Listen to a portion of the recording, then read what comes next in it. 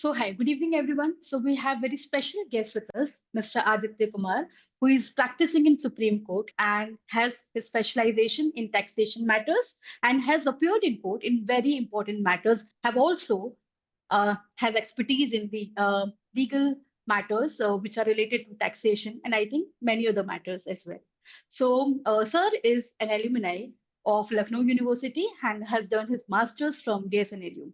We welcome you, sir. Thank you so much. Thank you so much. So, starting with from your initial days, how was your experience in courtroom, and how was your first day as a junior advocate? Okay, yeah. So basically, I remember Hariharan sir say something. Basically, he's the president of the Delhi High Court Bar Association. So I remember him saying that there are no junior advocates. So there are just colleagues in the litigation. So basically, yeah. But yes, from experience point of view, we are obviously juniors. And I remember the first day that I came to Supreme Court. My entire family, my mother, my father, all of them came to, you know, because it's the first day, it's an important day for you. So my parents came to see me there. And as usual, the first day was full of photo ops. Like it's the first day of an intern, it's first day of a junior. So it was quite a wholesome day, but yes, the reality started from the second day onwards when you really enter the courts and you see those legal giants arguing in courts. They have those cases ready, huge cases, big cases, and then you are with nothing. You are just a junior for someone, you are assisting them, you won't be having that diverse experience anytime soon. So it's obviously a humbling experience over the days. So for the first few months or for the first few weeks or so, you'll feel like you are on the top of the cloud, you're on the seventh sky, but it's really a humbling experience over the period of time. So yeah, this was actually the first few days, and also I would state it actually later on because then if I delve too much into my starting days, it would be very much, disheartening for your audience because there are struggles. There are obviously struggles in your first days, but yes, also after 1 year or 2 years of your practice in litigation, things really get better. So yeah. So talking about your initial days, what kind of matters you dealt with, and how was it experience? What was your observation in court as an intern?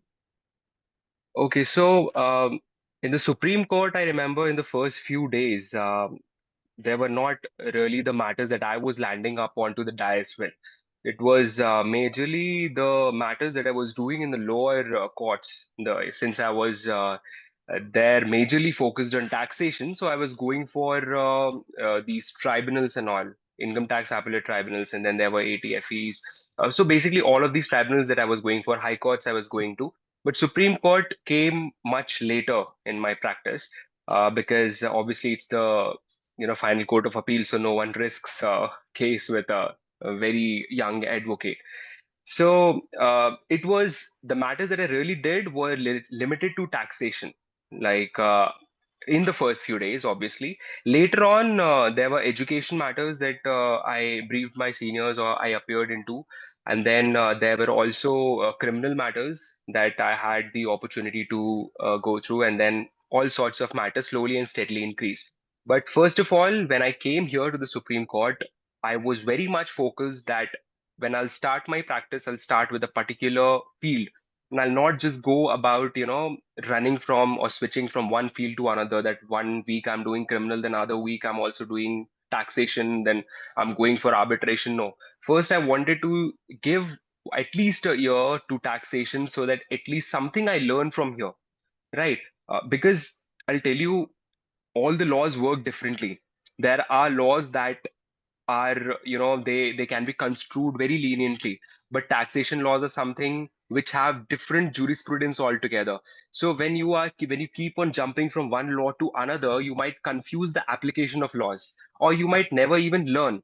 You'll just say, okay, criminal law is, yeah, strict, civil laws are very lenient in some form of the other. So why can't this law be done in this way in taxation? No, it won't be done. It's very strictly construed law. So you have to be focused in your first few days, and that's what I was determined, because it's a very open-ended field. And litigation is somewhere no one is there above you to look onto you or to force you to do something or to follow a particular path. You have to be your own guide there, and it's very important. Consequently, it's very important to keep yourself limited and also keep yourself concentrated onto a particular path. So, in furtherance of that, I chose taxation, and later on, it branched into various other areas and various other subjects that I worked on. So very interesting to know. So we all have been law students, and having said that, we all know what experiences we had in our college days. And every now and then, हमेशा ऐसा होता था, कोई बोलता था यार law firm में चले जाते हैं, कुछ नहीं तो गवर्नमेंट सर्विसेज की तैयारी कर लेते हैं, लिटिगेशन में कर लेते हैं. सो डिपेंडिंग ऑन दैट, आपके भी कुछ ऐसे एक्सपीरियंस रहे होंगे जहां पर आपको भी समझ नहीं आ रहा होगा what to choose and how you ended up in litigation. Yeah, obviously, because I come from a family where people around me are into services, into civil services. They have qualified their part, and also it really builds up that pressure. And also, whenever a child is born in India, they always want him to be either the best engineer, best doctor, or a civil servant. There is no fourth option. No one wants them to be a musician, sportsman, or a lawyer. They really run away from that. But then my father was the first person who came to this field. So somehow he made his space, because he was a first generation lawyer. There are challenges attached to it, and there is no denying that fact. And he made his space somehow into all of this cumbersome, this tough field of litigation. This paved a way and gave me a sense of confidence that maybe somehow I can also do something into this field. So then I joined this particular field. But yes, there was also this particular phase where I was into civil services. I wanted to prepare for that. I wanted to give the exam. But there was very one thing very clear in my mind, that I won't end up wasting 4 to 5 years and then it doesn't result into something, then what would happen? So things like that struck my mind. Maybe I would have been more patient with it, but there was something more than this fear. There was a confidence in my mind. That confidence said that, I could do better in litigation. Now, why this confidence came was, I used to participate in a lot of oratory events in my college, in my school days, and I don't remember any one of those competition where I'm not boasting about it, bragging about it, but this is the fact that there was not even a single event where I didn't win a medal. I remember I was in the first year of my college in Lucknow University. So basically, yeah, that's a different story. I'll come up to that also. It's a very interesting story how I ended up in Lucknow University. But first, I'll share this part. So when I went there, it was just a week or so, and then there was a competition announced. Some RU Singh Memorial competition was there of debates and all.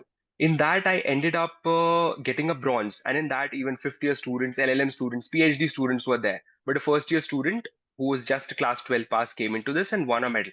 So, and this streak continued up till my fifth year. The only difference was the medals translated from bronze to silver, then gold.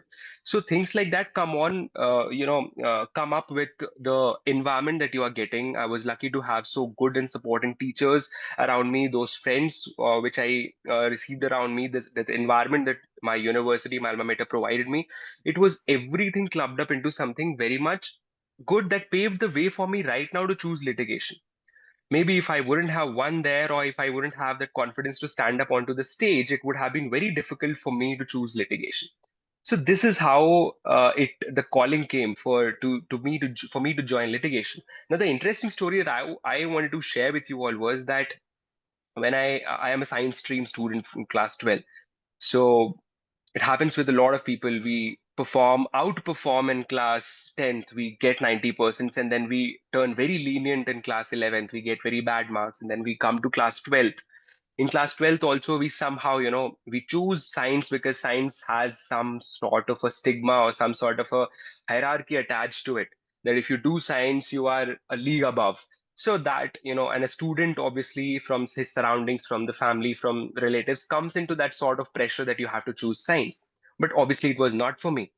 And when I chose science, it turned up bad for me, obviously. But yeah, I was able to get good marks in class 12. Somehow I came out, but then competition came. And in competition, there is no average, there is no better. There is only one thing, that's best. And if you are best, you are qualifying a competition, otherwise, you are not. So that turned out to be so. I ended up giving my IIT or maybe all of those exams. I was not able to crack any of them. Then there was a crisis in my mind. What would I do now? Because every time since my childhood, I remember my father saying there was a private college next to my home that didn't have that much of a good reputation. So I remember my father saying that if you won't study well, ultimately you would be going and taking admission into that college. And that was a sort of a fear in my mind. What if I end up going into and taking admission into that particular college only, which I really don't want to? And ultimately, I would have to do engineering only there because that was a science sort of a school which offered engineering and all. So I started preparing for Lucknow University and other art side colleges because ultimately geography and history was somewhere my strength points. Where I remember in class seventh, there was this very bad phase of my academic growth. I remember I received 12 marks out of 80 in maths. That was very pathetic score, I know. That was I But in that particular exam itself, I got 80 in geography, 78 in history, and all of this computer science and everything. That was very good of mine. And even my teacher met my parents that day, and he said that I didn't even get a chance to put my pen onto that paper. So that's where the interest for arts, where it is stemming, why it is stemming into litigation, why it's stemming into law, because all of this stems from the art side only, right? So somehow I came up into uh, Lucknow University. But yeah, when the results came, I happened to top that state level exam. So Lucknow University result, they conducted LUCET. I was the state topper of that particular year, 2017. So I came up here, and then I also happened to qualify those BHU and all of those sorts of exam. Art exams, all I qualified. But on the contrary, which I studied till class 12th, I was not able to. So it's all about interest. And this is the interest why I'll be telling you while you'll be joining litigation, how important role it plays in your career progression. So when I joined Lucknow University, it was a very good experience. It's a state college, but the facilities that it provided, the environment and everything, like I talked about, it was very good. Ultimately, that was where I made up my mind that, okay, I'll also be preparing, but not wasting time. If there is more than 1 year, I'll be joining my practice. But then while I was in my last year, I still gave a second thought to litigation because no one wants to join litigation. I thought, why not go for corporate? So I said, now that I have studied from a state college, no one would be offering me any job or something because it's a harsh reality that all of those placements and everything go on to the NLU students. They get directly absorbed, and nothing really is left for the state level colleges or those tier two cities colleges. So it was really a very downturn for me at that particular point of time. And then I started preparing for CLAT. I gave my CLAT PG. I got into NLU Visakhapatnam as a corporate master student. And there I came to know that, oh, wow, LLM students are not getting any placements, only the undergraduates are getting. Oh, it would have been my bad luck that I didn't research it well. But again, when I researched about it, that why they're not getting, it was because they were not even trying for it. There was no such bar that the master student won't get placements if you are not good enough. If you try, if you apply, because they come with a mentality that they won't get, so they won't even try for it. So if you sit for it, you really try for it, there is nothing that there is a bar or per se in any field for that matter, not just NLUs. I happened to qualify two or three interviews. I got into corporate, switching here and there in just a short span of time. But then ultimately, I got to know that a desk job is not for me. Then I switched back to litigation. And then this is how I came up to litigation. Great experience, and we are all inspired by your story.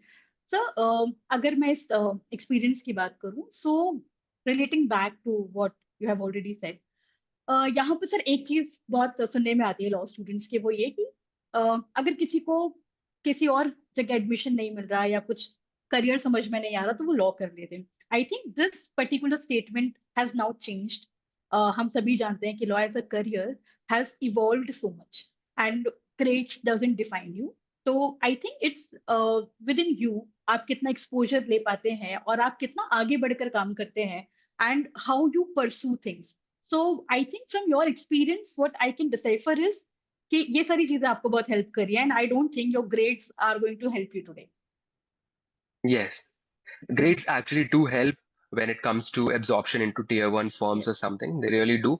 But litigation is such an open and accepting field. You really don't need anything here. You just have to have your talent here. You have to have your hard work, your determination. That works. Sir, let's address the elephant in the room.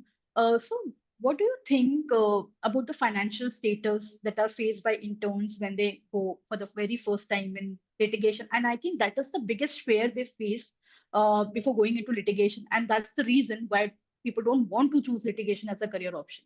So, what's your take on that? So, there's again a very interesting anecdote to this related to me only. When I left corporate. So when you're working in corporate, you have your expenses arranged according to that, right? Or you are spending according to what you are earning. When I came to litigation, I thought, okay, fine, I'll join an AOR, I'll start practicing under her. So I joined her. I remember it was uh, month of July. I joined her just after the vacations, right? When I joined her, I worked for a week or so. There was no talk on remuneration or anything at the first instance because even getting a chamber in the Supreme Court is really difficult. Who will teach you according to what you need and what you want to learn. I joined her, and within 1 week or so, she told me very humbly that, see, I won't be able to offer you anything in form of a remuneration or anything. So, but it's not that I'll not be giving you any time. It will be at some point of time later on. But then at some point of time later on is not a commitment that I could trust upon because ultimately, no matter how hard you want to learn things, you really ought to have certain sort of a financial backing attached to you. Otherwise, it would be very difficult to fend for yourself in a city like Delhi, where you obviously are coming from outside. You have to arrange for your stay, then you have to arrange for all sorts of daily needs that you would be having, daily expenses that you would be having. So since she declined that, I said, fine, I'll be learning with you. And also that she was related to non-taxation. She was a general expert into all of, and it's not just because of just with her. It's a normal condition that happens there in Supreme Court or any court. People are generally not ready to offer you any sort of remuneration. But then I was lucky enough to find a chamber in taxation, and also that was a very good paying and a very with a very good environment, that particular chamber that I'm also working with presently. So I also happen to have a very meet a very good senior that was able to he was able to guide me in all sorts of ways possible. So in this particular manner, uh, you know a little bit of patience, because ultimately when you come here, you see, okay, fine, they are not offering me money, let's go back to my town, or let's go back to my city and let's work there. But if you just stay there for a month or a so, you'll definitely be finding some chamber who would be paying you something, right? So this is the first step that you would be doing. What would you be doing? First, stay patient.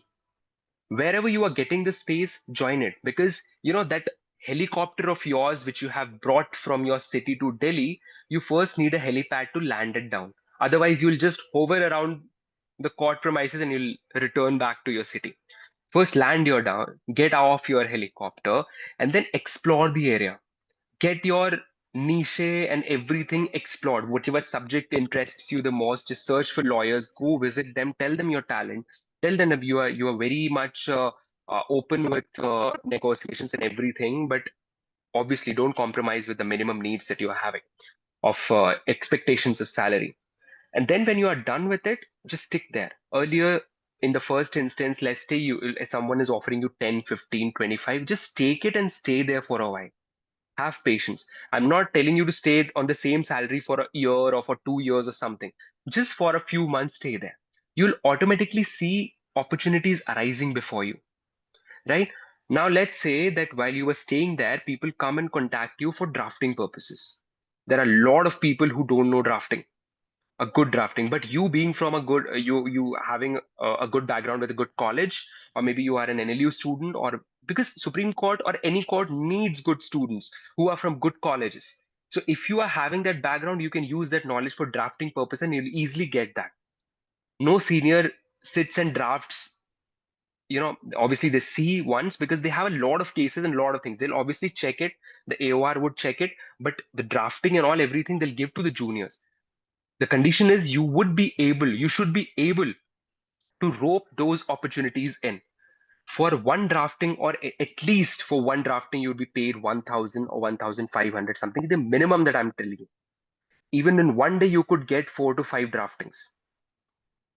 Calculate the amount of money that you can receive, right? So, this is the manner in which you can explore opportunities. And then gigs are a very good thing. Like, let's say this is this drafting thing would keep you close to the court premises, but if you are wanting to earn more, the Advocates Act allows you to teach for 4 hours, right?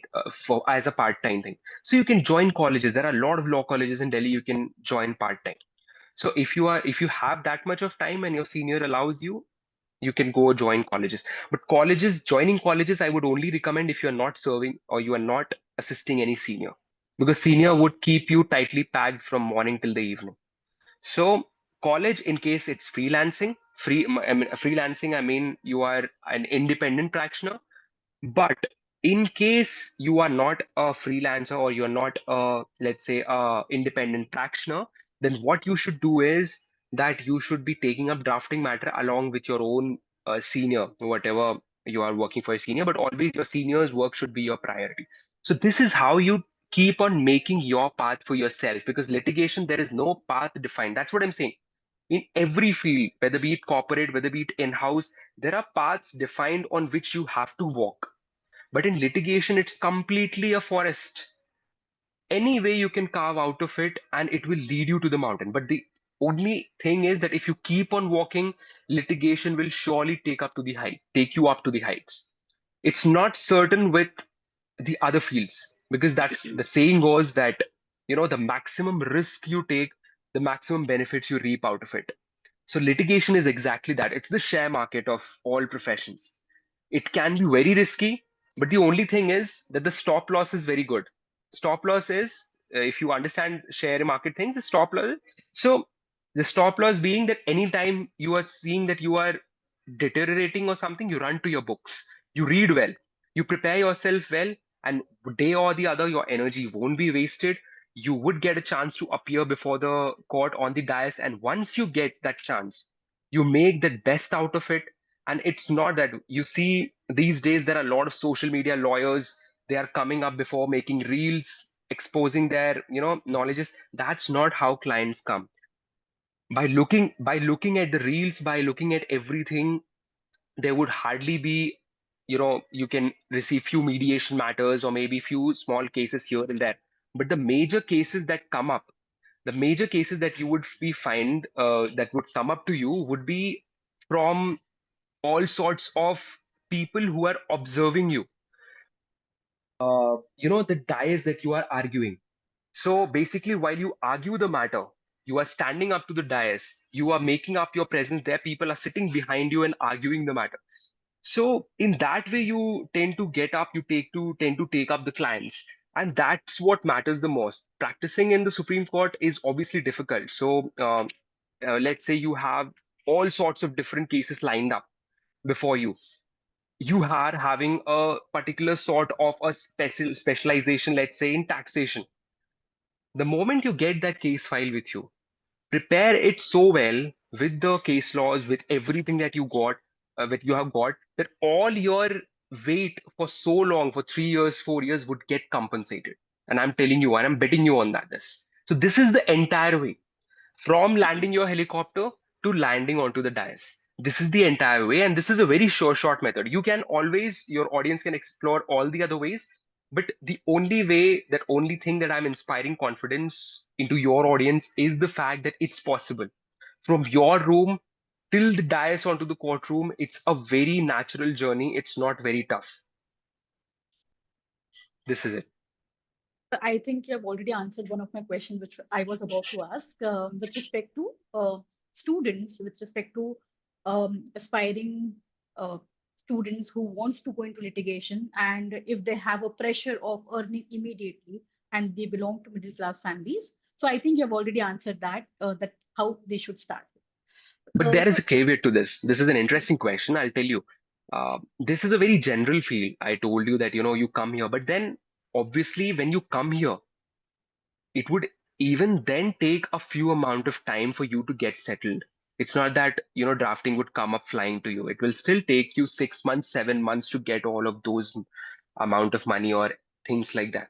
So, what I want to tell you is that if a person who feels that they are first generation, they are coming from a middle class, or let's say they are coming from a very a strained, marginalized background, they want to come. It's very good that they are finding, and litigation is made for people who struggle, people who are first generation, people who have struggled, they have reached till the top, whether be it Kapil Sibal sir, or there have been a lot of people who have made the space, and litigation is an open field made for them, very accepting. But the thing is, what I'll tell them, what I'll suggest them is first join a particular firm, a firm that carries on litigation. Don't go for firm that goes on with corporate things and all. That will take you away from the dais. So what you have to do is either join the disputes team. Disputes is basically this litigation team, as far as I know, and then join this disputes team, or any firm, any particular firm having those partners and any that can a fixed salary amount, let's say of a particular package they are offering, and then when you are stabilized here in next 3 to 4 years or 5 years, let's say, and then you switch on to litigation. But if you are thinking that, if you have that confidence that you can survive in Delhi for the first 2 to 3 years easily without any such form of backing, then obviously you can directly start with the practice. Otherwise, if it is too much training for you, then obviously start with the former way that I told you. I think all the students who were confused about this thing, because every now and then we meet such students who have this thing in mind whether we should go for litigation or not. And very first thing they have in their mind is about the financial crisis that they're facing, and they don't have any legal background. So I think the suggestion of you, sir, will help them to start with litigation. Sir, has there any times or any event where you have felt that litigation is not serving your purpose, or you have felt very what say lack of exposure, or sometimes any case that has come up to you where you felt that you have not got a better chance to appear in court or discuss it. So at times, have you felt that you should leave the field of litigation or you should do something else? Have this ever crossed your mind? This is like every morning thing Okay. whenever you wake up.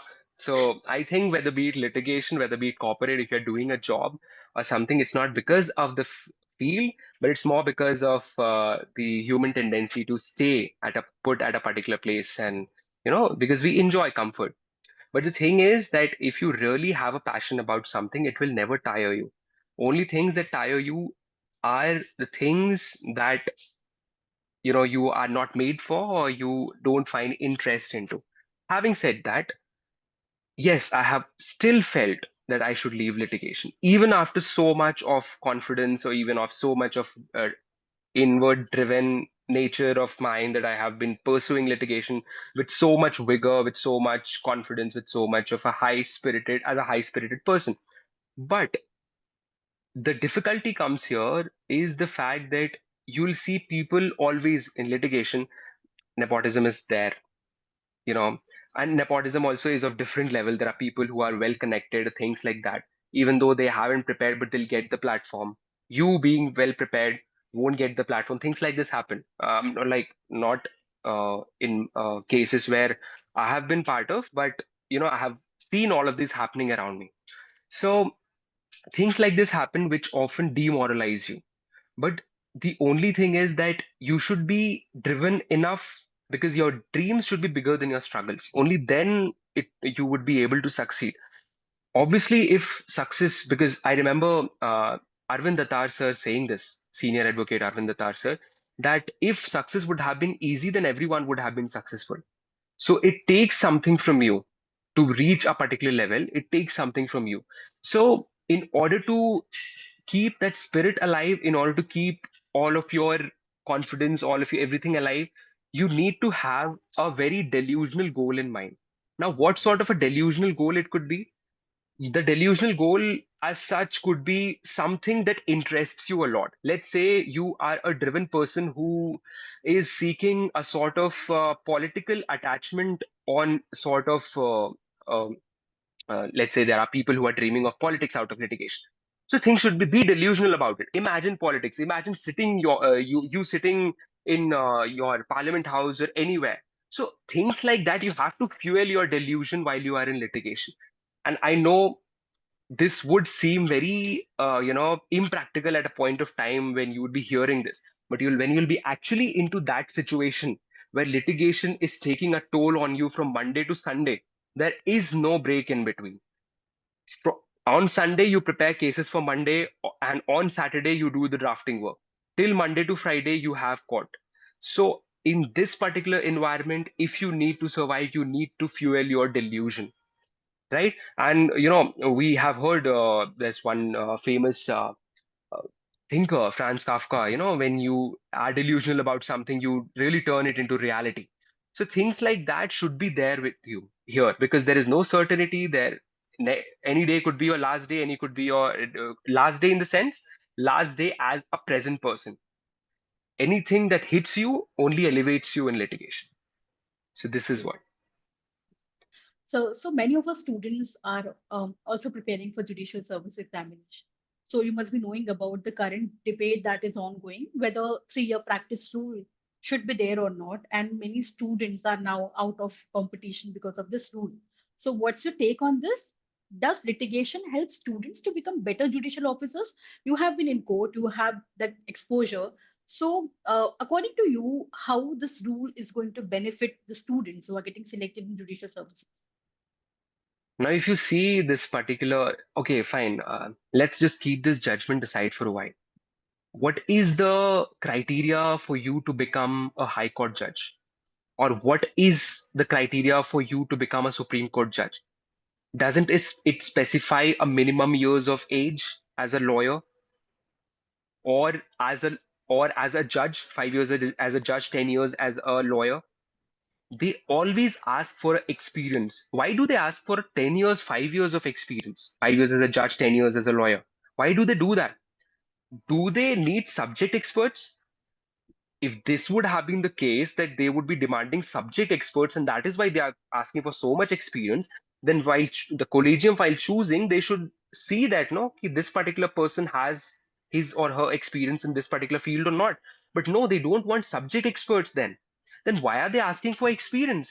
There is something different attached to this. There is some different mentality or thinking attached to it. Why they are asking for experience is, while you are qualifying your graduation exam, you immediately enter your rooms, or maybe you have already started to enter your room, preparing for yourself in within the closed doors. And from those within closed doors, you give your exams, and then you sit onto the judge's chair without even having any connect with the client, with the with the bar. And you uh, empathy is something which is trained. You see people who are very much empathetic. They feel very much for those for some downtrodden, for marginalized people. There are people who don't have that much level of empathy, because empathy is a thing that is trained, right? Empathy is not something that, minimum level of empathy everyone is born with, but the more you train it, the more you become sensitive towards other people's problem. If you don't even know that a particular person can have this sort of a problem, you'll never understand it. So while you are a student and you enter judiciary, everything for you is black and white. But when you spend those 3 years with those people who are struggling for justice, and in a courtroom, both the people are at trial, both the people are struggling equally. It can never be black and white. So when you have that sort of an experience, you explore that gray area of being empathetic in nature, of understanding people, right? Of understanding those people who are there in court to seek justice. So, in that spirit, this particular amount of, even if you read the judgment, it's very nicely drafted judgment by the Chief Justice. So it says in it, it is written in that spirit only. I can understand the pain of the students, those who are preparing right now, or the pain of those parents, those who have spent so much time. So now they have to wait for another 3 years. But I believe if they would have been in the chair of the Chief Justice or in the chair of the judges, those who are writing the judgment, I believe they would have also felt the same thing, the need to do the same thing, because they are thinking from the perspective of the clients. But if you are giving the exam, you are determined, and that's a very good thing that you are determined as a person to crack the exam. But that's a public service, and public service demands certain public standards. Now, there are also people saying that why not same standards be applied for UPSC? Yes, it should be. If you want to become a district magistrate and you want to sit as a, because district magistrate also sits in a court. District magistrate has its own revenue courts, right? He sits in a revenue court. So if they want to become a district magistrate, there should be a mandatory training for them. They should also undergo this training process and then they should adorn those seats. Because if being an administrator is completely different than being a judge, what a judge writes, it just stays with you forever. It doesn't change, right? It's a mark on the stone, it's a mark on the rock, and it really doesn't change. And so, in pursuance of that particular fact, I would like to say that this particular judgment, even though however bad it seems, it should be taken in a good spirit. They should keep on preparing, and whatever ways that I told you to go through in this particular manner, to just keep on preparing, keep on visiting the dais, keep on practicing in a good way under a junior. This should be kept in mind. So for the 3 years, you can do this, and after 3 years, obviously, you can sit for your exams. Uh, so the question that students had in their mind is if a person gets into litigation and has devoted his 3 years of practice, and at that point of time, the person settles there and start earning, and at times financial condition gets well. So in that situation, the students have this question in mind: shouldn't be there good training criteria post selection? How do we assure that after practicing, because when you start practice, आपको exposure ही बहुत time में मिलता है, आप 1-2 साल तक तो as an intern he court में जाते रहते हो, so at times आप वहां पर adjust भी हो सकते हो, आप नहीं भी adjust हो सकते हो, तो वो 3 साल का practice is not sufficient. दूसरा question ये, क्या post selection आपका training process होना चाहिए? क्या ये एक तरीका नहीं हो सकता for improving the quality of judges that are getting into judiciary? Yeah, post the first part, I'd like to address this particular portion of your query first. And why can't there be a post qualification training? So, as far as this point is concerned, there is already a post qualification training happening. There is this judicial training research institutes that are there which train the judges, right? So they train the judges in a way that it's, I think, some few months or spanning up till a year. So this form of training is there, but perhaps this training is not just enough for those students, for those people qualifying the judiciary. It's not obviously enough for them. So that is why they came up with this particular thing, that they should have that practice. And obviously, when you have post qualification training, you are still being trained as a judge. It's not that you are being trained as a lawyer. What they are asking you is you should be getting trained as a lawyer first to become a judge.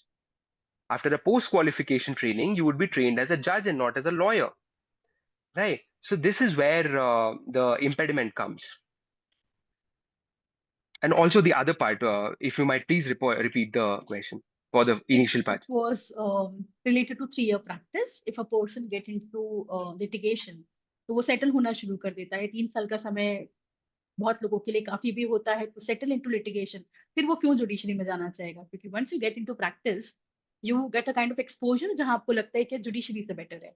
तो अगर एक situation ये होती है, दूसरा ये कि 3 साल का समय भी लोगों के लिए कम होता है, और जब वो शुरू होना, मतलब जहां से वो शुरू हो जाता है ना कि अब मैं सेटल हो सकता हूँ, 3 साल तो लगता ही है व्यक्ति को, और तब तक फिर वो जुडिशरी के एग्जाम के लिए तैयारी करे। So I think these both things are very contradictory to each other. Now, if you are coming into the litigation field of litigation, and then something tells you that no, not for judiciary, you are made for litigation, then obviously I feel that there was something, you are not determined enough, or maybe you are not willing enough to go for judiciary. Because if you are determined for something, you won't budge. Either you'll completely go for litigation, or you'd come for judiciary. So even if you join litigation, always, if you want to go for judiciary and in that spirit you are joining litigation, always be clear that you are going to the court for a particular purpose. You're just getting there to be trained and not to establish your practice, right? And I must tell you with all sort of confidence that 3 years are not enough to establish your practice. In 3 years, you'll or only find yourself landing somewhere between 40 to 50,000, right? So in a due course of time, practice takes 8 to 10 years, or maybe even more for people to establish. But if you are determined for something, be it judiciary, be it litigation, I'll tell you nothing can deter you. If you are not determined, or if you are willing to budge, then even sitting at home, you can change minds. I have seen people preparing for judiciary and then going for APO and then going for UPSC, even sitting in their rooms when one or the results, comes against or doesn't go well. The results doesn't go according as planned. So determination comes with a price. If you're ready to pay up with that hard work and everything, it runs well and you would be able to get successful in the long run. So my next question is dependent on this question only. So, sir, how should a student prepare for judiciary along with practicing in court? Because as you have told us, it's a very hectic field. So, how to balance these two and what they should keep in mind before starting their practice? Okay, so basically, if you are a person who is wants to crack judiciary, let's assume this condition that the litigation won't budge you, you'll be going on straightforward with your judiciary preparation, and after 3 years, you'll be qualifying. What would be the way forward? This is what your question easily put. So, what you would be doing is, first of all, explore the chambers. Explore the chambers, right? By exploring the chambers, what do I mean? You have to search for a senior, or search for a chamber where the work life balance is good. Like they're not making you sit till 8 p.m., 10 p.m., 12 a.m. in the night, and you are being, left earlier so that you can go home and devote that 6, 7 hours of mandatory daily study towards your books. So, in that particular scenario, you have to search for an easy chamber. So, in that case, when you would be searching for an easy chamber, the repercussion of that would be you won't be getting paid well. So you should be okay with that. Even if you are not getting paid well, you should have this thing clear in mind that you have to go for judiciary, and this is not your salary that you are drawing from this chamber. This is just your remuneration from to come from your home to the chamber, and from the chamber to the home to your home. You should keep it in that spirit, give your exam, and if in case you're not able to qualify it, and you want to leave that particular judiciary field and you have to come to this particular field, you should leave it all together and you should join practice completely and with full spirit. This is what it is. So my last question to you. If a person decides to pursue litigation and there isn't any embargo, what you should choose and what you should not choose, so in that situation, should a student start with practicing under a senior lawyer or somebody with a famous name in this legal fraternity, or what they should do according to you? No, again, if see, the focus is changing. If a particular student is aiming for judiciary and then they are trying to go for a good senior, or they are aiming for paying chambers and everything, then obviously their focus is changing, and then they should not be doing this.